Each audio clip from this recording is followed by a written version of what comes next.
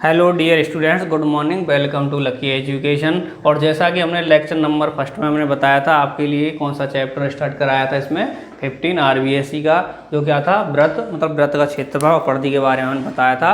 और आज lecture number 2 में थोड़ी नॉर्मल बेसिक कंसेप्ट और रह गए हैं, उनको और क्लियर कर लेते हैं। तो देखो क्या है, अगर हमारे लिए दे दे कि दो वृत्ताकार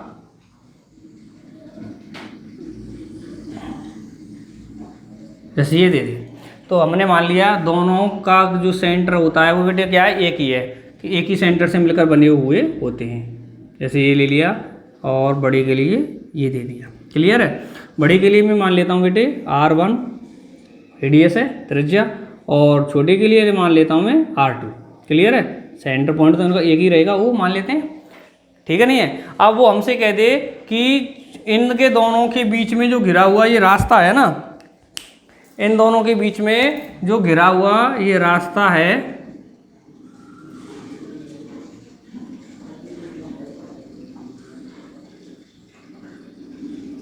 ये वाला, इसका क्या है बेटे, एरिया निकालना है। क्या कह रहा है, हमसे कह दे कि बेटे एक ही सेंटर पॉइंट पर जो दो वृत्त बनते हैं तो उसमें सकेंद्रीय वृत्त कहते हैं। या तो कह दे सकेंद्रीय वृत्तों के मध्य घिरा हुए जो रास्ता है उसका क्षेत्रफल निकालो, या दूसरे शब्दों में हम कह देते हैं इसे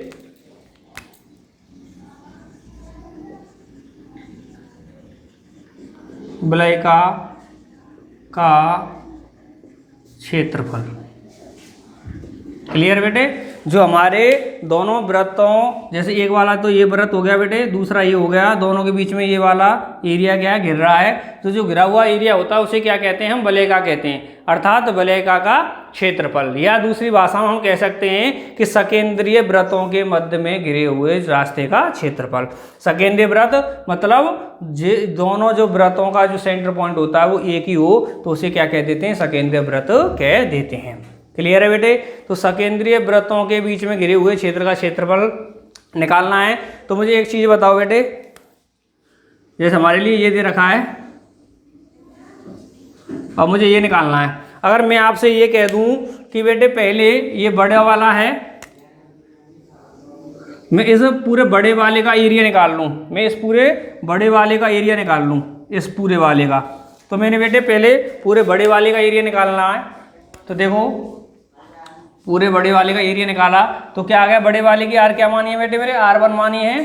क्या मानी है, बड़े वाले की R1 मानी है। तो वो ये बेटे हमारा जो सर्किल होता है या वृत्त होता है, वृत्त का क्षेत्रफल क्या होता है, πr² होता है।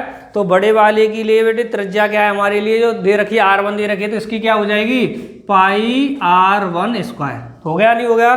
मैंने पहले बेटे बड़े वाले का क्या निकाल लिया, एरिया निकाल लिया। क्लियर है? अब मैं बेटे क्या कह रहा हूं, जब मैंने ये बड़े वाले का तो एरिया निकाल लिया, अब मैं इस छोटे वाले का भी एरिया निकाल लूं, इस छोटे वाले का एरिया निकाल लूं। मैंने बेटे छोटे वाले का क्या, कितनी रेडियस दे रखी है, R2 दे रखी है, तो इसका क्षेत्रफल क्या हो जाएगा, πr2²।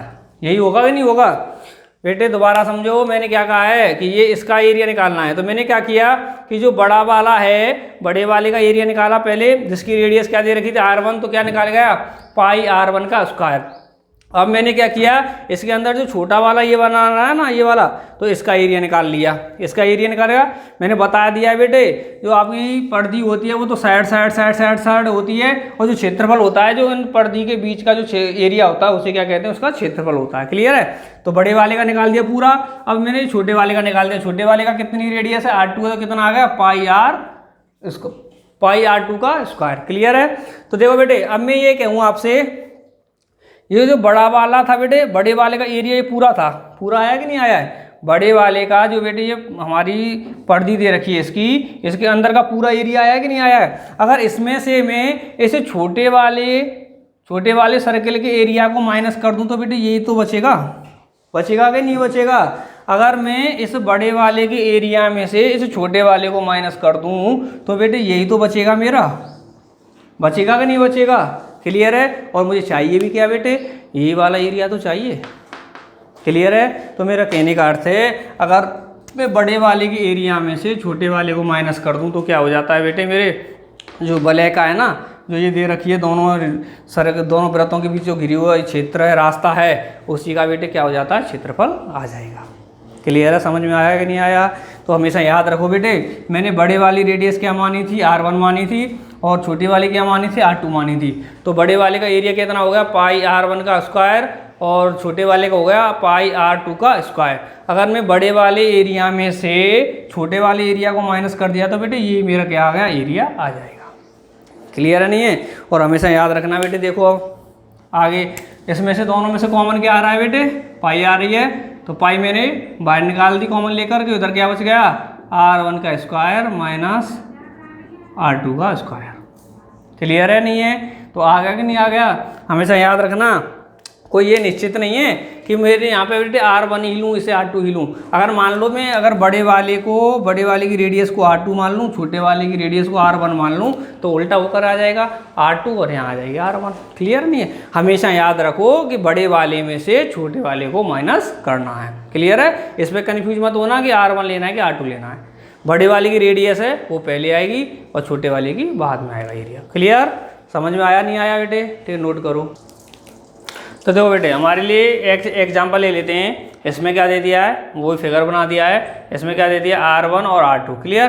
तो r1 क्या है हमारे लिए, छोटा सर्कल है, उसकी रेडियस है। r2 क्या है, बड़े वाले सर्कल की रेडियस है। जिसमें दे दिया है कि r2 क्या है बेटे हमारे लिए 4 और r1 क्या है 3। और हमें क्या निकालना है, जो वलयका का क्षेत्रफल, जो क्षेत्र है उसका क्षेत्रफल निकालना है। तो बेटे एक बात याद रखो, ये तो मैंने इस फिगर से बता दिया है, समझ गए नहीं समझ गए? हो सकता है वो फिगर ना दे, डायरेक्ट दे देगा r1 कितना 3, r2 कितना है 4। तो आप वो डायरेक्ट ही समझ जाना कि रेडियस जिसकी बड़ी है वही क्या बेटे सर्कल हमारा बड़ा रहेगा। क्लियर नहीं है भाई? जिसकी रेडियस बड़ी रहेगी वो ही हमारा वृत्त है, वो क्या रहता है, बड़ा रहेगा कि नहीं रहेगा?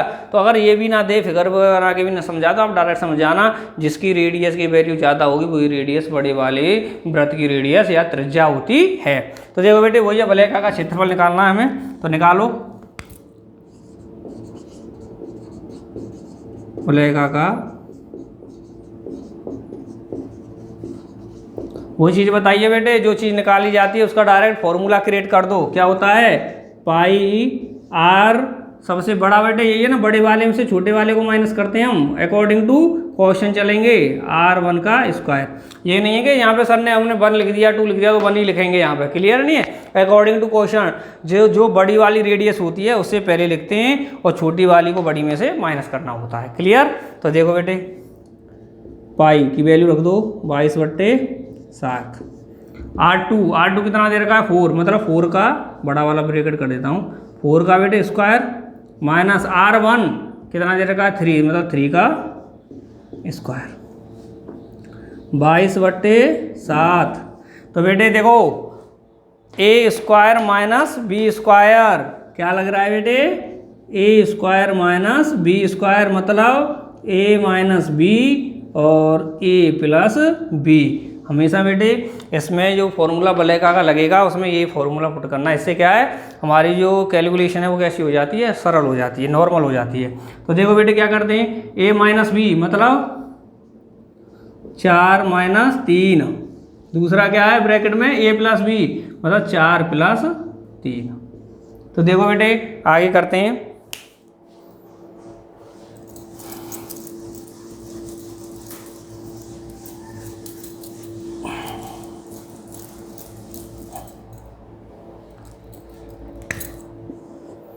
तो देखो बेटे क्या है, 22/7 तो यूं ही आ जाएगा ब्रैकेट, 4 में से 3 गया तो कितना बच गया बेटे 1, ब्रैकेट में 4 और 3 कितने हो गए बेटे 7। तो 22/7 बेटे 7 का मल्टीप्लाई 1 से करेंगे तो 7 आएगा, तो मल्टीप्लाई में कितना आ गया यहाँ पे 7, तो 7 से 7 गया तो कितना बच गया 22। और क्या पूछा था बेटे, क्षेत्रफल पूछा था। ये आपके लिए मैं बता दूं सेंटीमीटर मान लेते हैं, सेंटीमीटर में दिए हैं, तो क्षेत्रफल क्या आ जाएगा बेटे सेंटीमीटर स्क्वायर आ जाएगा। क्लियर है? कोई दिक्कत तो नहीं है? और हमेशा मैंने बता दिया है इस जगह पे बेटे कौन सा फॉर्मूला पुट करना हमें, a square minus B square, जिससे कि हमारी कैलकुलेशन यहीं की यहीं बहुत जल्दी हो जाती है, सरल हो जाती है। क्लियर? तो नोट करो। तो देखो बच्चों, अभी तक हमने एक वो फॉर्मूला कराया था, वो आपने वलयका वाला, वो विद एग्जाम्पल के लिए हमने समझ लिया है। अब ये रह गया आपका पहिए के द्वारा तय की गई दूरी। तो बेटे ये आपके लिए जो हमारी एक्सरसाइज चल रही है 15.1 के लिए ये आपकी बेसिक कंसेप्ट लास्ट वाला है, और 15.2 जो होगी उसके लिए उससे स्टार्ट कराने से पहले कराएंगे आपके लिए बेसिक कंसेप्ट। क्लियर नहीं है, साथ ही साथ कराएंगे एक्सरसाइज के। तो हमारे लिए 15.1 की जो हमारी बेसिक कंसेप्ट है उसके लिए लास्ट है बेटे, इससे ज़्यादा नहीं होगा इसमें। तो देखो ये क्या कह रहा है कि पहिए के द्वारा तय की गई दूरी क्या होगी। तो देखो इसका फॉर्मूला होगा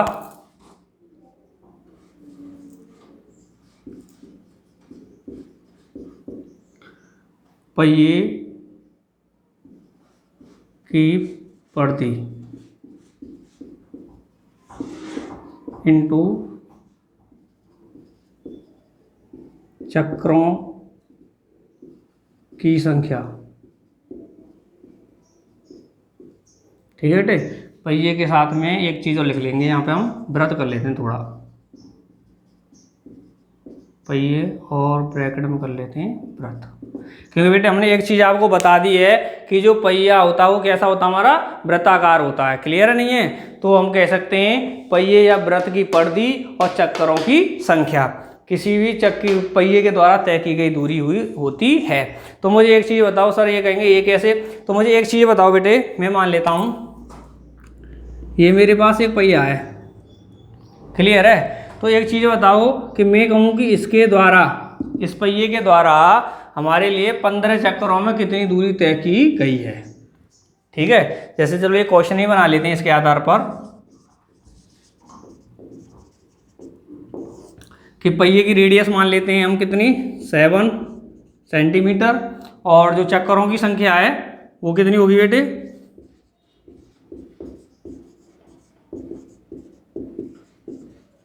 चक्करों की संख्या मान लेते हैं 15, और हम कहते हैं कि कितनी दूरी तय की गई है। तो देखो रेडियस कितनी हो गई, 7 हो गई, और चक्करों की संख्या कितनी होगी, 15। तो मुझे एक चीज़ बताओ बेटे, अब मुझे फॉर्मूला लगाने से पहले मैं इसे समझा देता हूँ कि मान लो कि ये मेरा पहिया है, यहाँ पे ये ज़मीन से छिप रहा है इसका पॉइंट। क्लियर है, तो इसने बेटे एक चक्कर पूरा किया, ये चक्कर लगा के इसने एक चक्कर पूरा किया और यहाँ पे आ गया। मतलब कहने का अर्थ है जो यहाँ से ये पॉइंट है, यहाँ से घूमता हुआ स्टार्ट किया, दोबारा इसी पॉइंट पर आकर के यहाँ पे रुक गया। क्लियर है बेटे, तो इसने यहाँ से यहाँ तक की दूरी कवर की है, ये वाली एक चक्कर लगाया पहिए ने, और जो यहाँ पे ये पॉइंट है वो दोबारा यहीं पे ये पॉइंट पे आकर के स्थिर कर दी हमने। तो इसके बीच में ये दूरी हमने इसने क्या कर ली, कवर कर ली। तो एक चीज़ बताओ बेटे, यहाँ से और यहाँ तक की जो दूरी है, ये जो दूरी है इसने इतनी ही तो दूरी कवर की होगी, नहीं की होगी। मुझे एक चीज़ बताओ बेटे, जैसे ये पॉइंट मान लेते हैं, इसे बेसिक पॉइंट मान लेते हैं पहिए का, पहिए जो घूमना स्टार्ट किया, घूमता घूमता दोबारा यहाँ पे आ गया, तो बेटे ये दोबारा यहाँ पे उसी पॉइंट से स्टार्ट किया, उसी पॉइंट पर आ गया है। तो ये जो दूरी कवर की है इसने अपने इस दूरी के बराबर तो की है, नहीं की है क्या, जो इसकी बेटे इसकी ये चारों तरफ की ये दूरी है इसी के बराबर तो ये दूरी तय की है। और जब बेटे इसकी ये चारों तरफ की जो बाउंड्री वाली दूरी होती है उसे हम क्या कहते हैं, परिधि। क्या कहते हैं बेटे, परिधि कहते हैं। बेटे एक उस पॉइंट से स्टार्ट होकर उसी पॉइंट पर आ गया, तो जो उसने एक दूरी जो एक चक्कर जो पूरा किया है, एक चक्कर में तय की गई दूरी उसकी परिधि के बराबर होगी या नहीं होगी, होगी कि नहीं होगी बेटे। तो फिर क्या हो गया बेटे, देखो दूसरे पॉइंट हम लिख देते हैं इसे 2πr इंटू चक्रों की संख्या। होगा नहीं होगा कि एक चक्कर में बेटे कितनी दूरी तय करेगा पहिया, जितनी उसकी परिधि होगी। क्लियर है बेटे, नहीं है, जब एक चक्कर में तो बेटे उसने अपनी परिधि के बराबर दूरी तय कर ली, तो उसने मान लो कितने चक्कर लगा दिए तो उसका क्या करेंगे, उससे मल्टीप्लाई कर देंगे, तो क्या आ जाएगी, पहिए के द्वारा तय की गई दूरी। क्लियर है, समझ में आया कि नहीं आया कि पहिया बेटे एक चक्कर में उतना ही तो घूमेगा जितना कि उसकी क्या होगी, परिधि होगी, उसकी चारों तरफ की जो दूरी होगी, एक चक्कर में उतनी ही तो दूरी कवर करेगा कि नहीं करेगा। क्लियर है, तो एक चक्कर में दूरी तय की कितनी, जिसकी उतनी परिधि है, मतलब 2πr, और चक्करों की संख्या का उससे क्या कर देंगे, मल्टीप्लाई कर देंगे, तो क्या आ जाएगा हमारा पहिए द्वारा तय की गई दूरी। तो देखो निकालो बेटे, अब इसमें पहिए द्वारा तय की गई दूरी 2πr, 2 कॉन्स्टेंट है बेटे, पाई भी कॉन्स्टेंट है, किसी की जरूरत है हमें आर की, तो आर कितना दे रखा है बेटे 7 इंटू चक्करों की संख्या। बेटे ये तो हो गई हमारी एक चक्कर में तय की गई दूरी। अब वो कितने चक्करों की दूरी पूछ रहा है, 15 की, तो क्या कर देंगे बेटे 15 का मल्टीप्लाई। क्लियर है? नहीं है तो देखो बेटे निकालो, 7 से 7 गया, फिर 2 से इसका मल्टीप्लाई किया, कितना आ गया 44 आ गया, इंटू 15 आ गया। 15 का मल्टीप्लाई करो कितना आ गया 15 चुका 60, 6 आ गया, 15 चुका 60 और 6 कितने हो गए बेटे 66। तो बेटे कितनी आ गई इसकी द्वारा तय की गई दूरी 666 सेंटीमीटर। क्लियर है बेटे? समझ में आया कि नहीं आया? हमेशा याद रखो कि पहिए के द्वारा एक चक्कर में तय की गई दूरी उसकी परिधि होती है और एक कितने चक्कर लगाएं उसका मल्टीप्लाई कर देते हैं। ठीक है, समझ में आया? नोट करो। ठीक है बच्चों, अभी तक हमने क्या किया है, जो हमारा चैप्टर नंबर 15 है आरबीएससी का वृत्त का क्षेत्रफल परिधि, उसके बारे में आपके लिए बेसिक कंसेप्ट के बाद क्लियर किए हैं। और ऐसे इस वीडियो को हम यहीं पे ख़त्म करते हैं। अगर किसी को कोई दिक्कत हो तो हमारे कमेंट बॉक्स में कमेंट करना, जिससे कि हम आपकी जो प्रॉब्लम्स हैं उसे सॉल्व कर सकें। और इससे आगे हम जो नेक्स्ट वीडियो बनाएंगे लेक्चर नंबर 3 की, उसमें क्या बेटे आपका जो एक्सरसाइज की 15.1 है उसमें इंटर करेंगे, आपके क्वेश्चन स्टार्ट कराएंगे। क्लियर है बेटे? तब तक के लिए धन्यवाद।